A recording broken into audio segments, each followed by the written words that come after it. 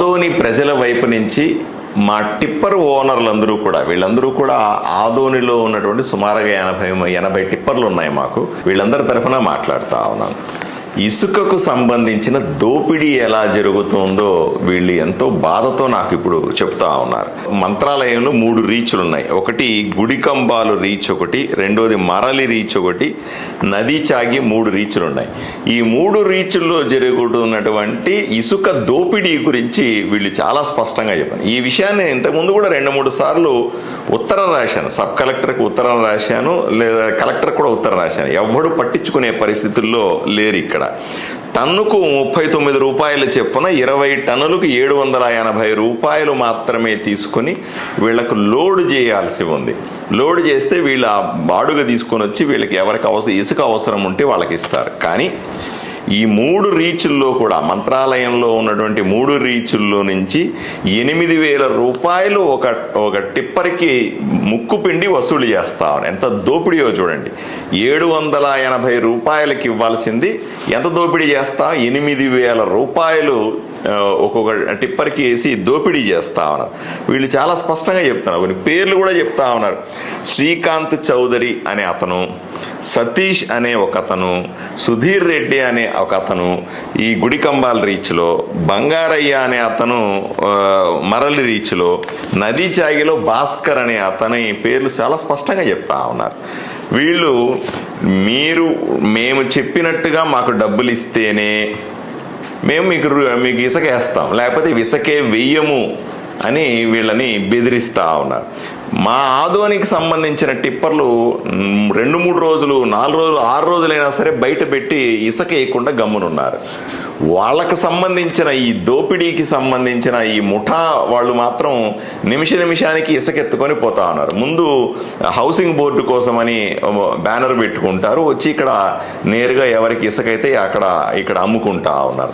ప్రజలకు ఇసుక ఏమైనా తక్కువ దొరుకుతా ఉందంటే 15,000 నుంచి 25,000 రూపాయల వరకు డిమాండ్ను బట్టి విపరీతంగా దోచేస్తా ఉన్నారు.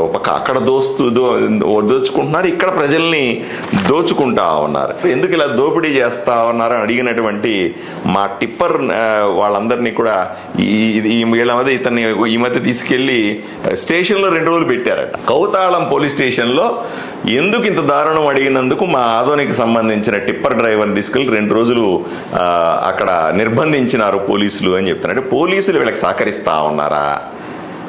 అర్థం కావట్లే.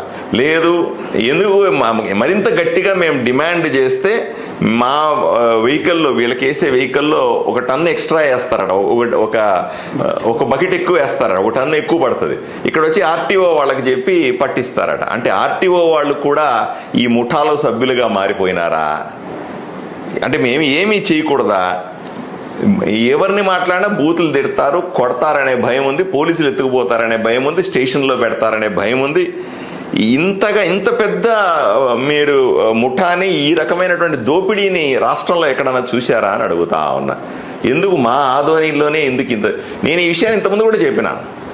ఏమండి, ఇలా జరుగుతూ ఉంది, ఇసుక దోపిడీని మేము ఒప్పుకోము. మా ప్రజలకి తక్కువ ధరకి 6-7 వేల రూపాయలకి ఇసుక కావాలి ఆదోనిలో అని నేను అడుగుతా ఉంటే, అక్కడే 8,000 రూపాయల ఇసుక లోడ్కి ఇచ్చి ఇక్కడ 16,000, 18,000, 20,000 టైం దొరికితే ఇంకా ఎక్కువ ఈ రకంగా ఇక్కడ దోచేస్తా ఉంటే మేము చూస్తూ ఊరుకోవాలా?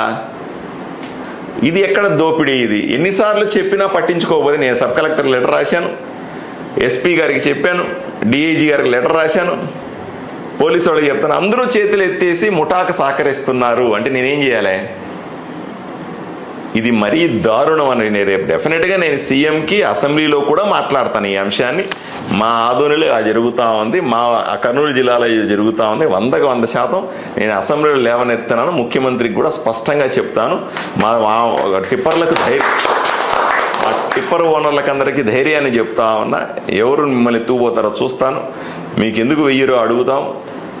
ఈ రకమైనటువంటి ముఠా పనులు చేస్తా, ఈ రకంగా ఇసుకను దోచేస్తా ఉంటే చూస్తూ ఊరుకోవడానికి సిద్ధంగా లేము అని హెచ్చరిస్తా ఉన్నాం.